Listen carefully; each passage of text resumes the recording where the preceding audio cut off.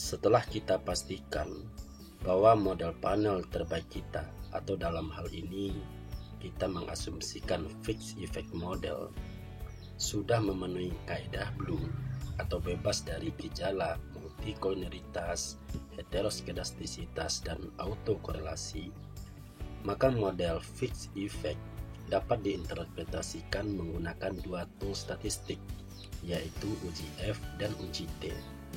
Untuk langkah pertama, akan kita estimasi kembali model fixed effect dengan cara mengetikkan xterect spasi der spasi cr spasi roa, fd, enter. Untuk menampilkan nilai statistik bertanda bintang, terlebih dahulu kita akan menyimpan model fixed effect di dalam stata dengan cara mengetikkan perintah estimates spasi store, perintah untuk penyimpanan, kemudian spasi fe untuk menyimpan model fixed effect.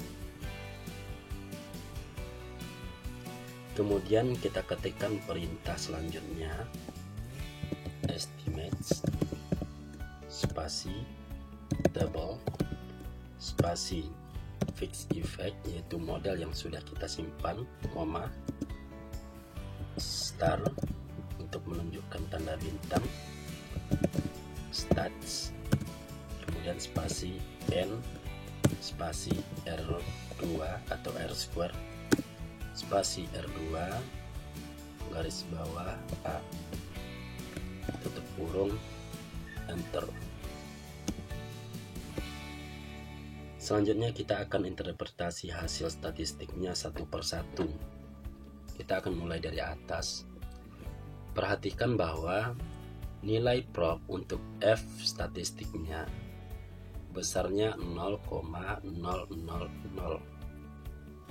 yang artinya lebih kecil dari 5%. Nilai F ini dilakukan untuk melihat apakah secara simultan atau secara umum modal kita bisa digunakan atau tidak.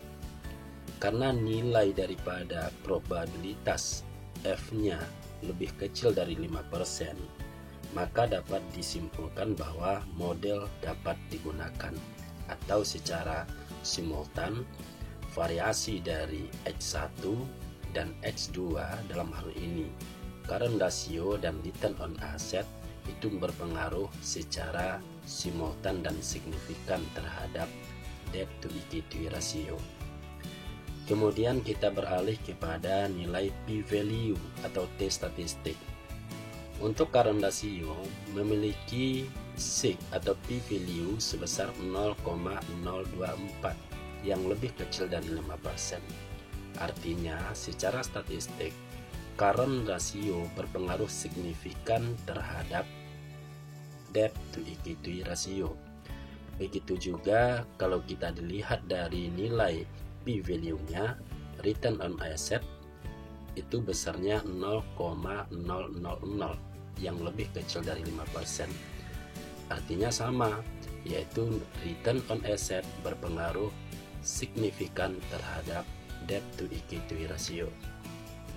Merujuk kepada kolom koefisien, ini menunjukkan arah dari pengaruh kausal antara variabel X dengan variabel Y.